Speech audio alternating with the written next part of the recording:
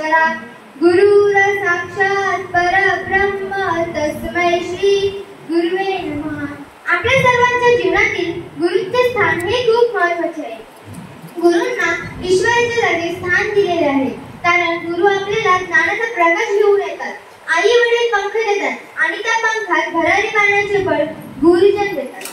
भविष्यातील एक चांगला नागरिक बनवण्यासाठी बालकाच्या बालमनावर गुरूंचाच प्रभाव असतो। गुरु ही शिष्याला चांगली दिशा दाखवतात। गुरु म्हणजे ज्ञानाचा भंडार, गुरु म्हणजे मायबा, गुरु म्हणजे ज्ञानाचा भंडार, गुरु म्हणजे मायबा। गुरु शरणी जाता हरतीय सारे व्याप, हरतीय सारे व्याप।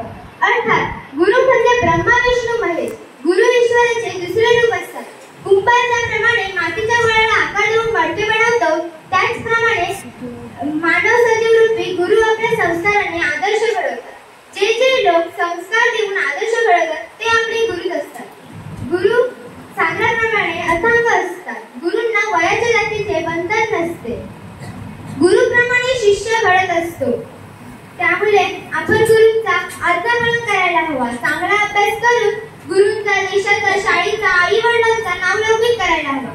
काळोख्याची रात्र असावी त्यात सत्कंदीराची मिळावी, काळोख्याची रात्र असावी त्यात सत्कंदीराची मिळावी। माझ्या साऱ्या गुरूंना दीर्घ आयुष्याची शिदोरी लाभावी, माझ्या साऱ्या गुरूंना दीर्घ आयुष्याची शिदोरी लाभावी। नजरे पुढे कठोर होते, नजर आडून पाजते, तुमची छडी अजून भविष्याला सावरते। पुस्तकाची हाक येते दप्तराच्या नोटातून, कंपास पेटी सामान घेऊन युवक म्हणून, माणूस म्हणून, शिष्य म्हणून घडवते, तुमची छडी अजून भविष्याला सावरते। तेव्हा तुम्ही बाबावरती उभं केलं नसता, विचारांची पोच कधी गेली नसती द्यावर। अडथळ्याच्या डोंगर एका क्षणामध्ये झुकवते, तुमची छडी अजून भविष्याला सावरते। आठवणीच्या फळ्यावर अजूनही सुविचार, शिस्तीचा गणिताला महत्त्वाचा गुणाकार। आठवणीच्या फळ्यावर अजूनही सुविचार, शिस्तीचा गणिताला महत्त्वाचा गुणाकार। नजरेमध्ये अजूनही दाभाडे